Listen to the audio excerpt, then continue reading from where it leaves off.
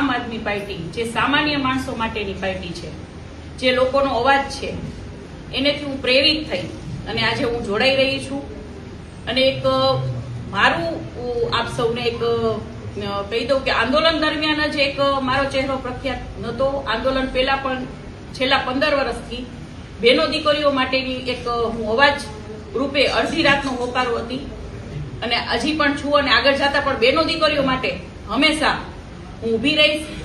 આમ આદમી પાર્ટીમાં આજે એક ભાઈશ્રીએ વાત કરી કે દરેક બહેનોને મહિનામાં જે 1000 રૂપિયા આપવામાં આવશે, એ વાતથી પણ હું ખૂબ જ એક પ્રેરિત થઈ અને એક મને લાભ સરસ એવો મળ્યો છે કે લોકો વચ્ચે રહી અને દરેકનો અવાજ બની અને લોકોની અવાજ સાંભળવો અને કામ કરવું.